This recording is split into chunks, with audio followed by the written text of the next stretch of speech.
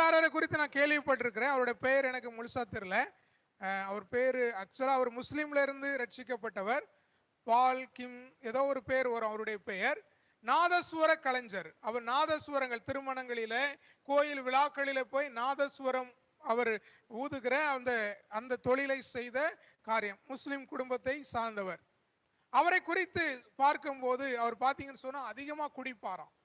அதிகமாக குடித்துட்டு அவருடைய மனைவியை அதிகமாக அடிக்கிற ஒரு காரியத்தை செய்வாராம். ஆனால் அது சரியான, நான் சரின்னு சொல்லலை. அப்படிப்பட்ட கணவர்கள் மனம் திரும்ப வேண்டும். குடும்பத்தை குறித்து பொறுப்பல்லாமல் இருக்கிறவர்கள், இல்லை மதுபானத்துக்கு அடிமைகளாக இருந்து வருமானத்தை குடும்பத்துக்கு கொடுக்காமல் இருக்கிறவர்கள் நிச்சயமாக மனம் திரும்ப வேண்டும். ஆனால் அவர் அப்படிப்பட்ட காரியங்களை செய்கிற அந்த சூழ்நிலையிலையும் இவர்கள் ஆண்டவரை ஏற்றுக்கொண்டவர்கள். இவர்களும் ஒரு முஸ்லிம் குடும்பத்தில் பிறந்தவங்க தான். ஆனால் மறைமுகமாக ஆண்டவரை ஏற்றுக்கொண்டவர்கள். குடும்பத்தில் தெரியாததுனால ஒரு முஸ்லிம் குடும்பத்தில் அவங்க என்ன பண்ணி கொண்டாங்க, திருமணம் செய்து கொடுத்து விட்டார்கள். காரியம் என்ன நடந்துச்சுன்னா, அவர் போவார், நல்ல நாதசுரம் வாசிக்கிறவங்களுக்கு நல்ல சம்பளம் வருமானம் வரும். குடிச்சிட்டு மனைவி அடிப்பார், எந்த பணமும் கொடுக்க மாட்டார்.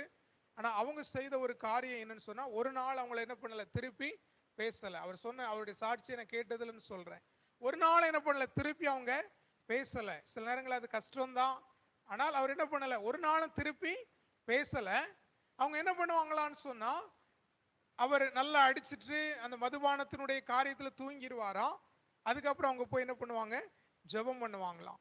இது பல வருடங்கள் நடந்திருக்கிறது. இப்படி பல வருடங்கள் நடந்திருக்கிறது. நாட்கள் வந்தது. ஒரு நாள் அதே போல் அடித்து விட்டு அவர் எங்கேயோ போய்விட்டு வந்திருக்கிறார். அந்த நேரத்திலையும் அந்த சகோதரி அவங்க முழங்கால் படியிட்டு தன்னுடைய கணவருக்காக, ஆண்டவரே என்னுடைய கணவரை ரட்சிங்க, அவருடைய இந்த மதுபான பழக்கத்தில் அவர் விடுதலை தாங்க அப்படின்னு சொல்லிட்டு அவங்க ஜெபிச்சிருக்கிறாங்க. பாருங்க, அன்பை காமிச்சிருக்கிறாங்க. அந்த சூழ்நிலையில அவரிடத்தில் அன்பாக நடந்து உபசரித்து சாப்பாடு கொடுத்து காரியங்களை செய்திருக்கிறாங்க. அதை பார்த்த அவருடைய இருதயம் தொடப்பட்டது.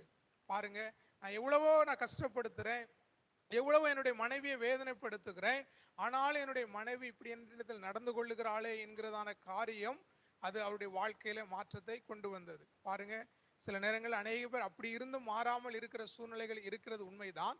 ஆனால் அப்படிப்பட்டவர்களையும் நம்ம என்ன பண்ண முடியும், ஆதாயப்படுத்தி கொள்ள முடியும். நம்ம சண்டை போடுறதுனால பிரச்சனை என்ன பண்ணாது, சால்வ் ஆகாது. இல்லை நீ குடிக்கிறியே அல்லது இப்படி இருக்கிறியேன்னு சொல்றதுனால என்னதாகாது, பிரச்சனை சால்வ் ஆகாது.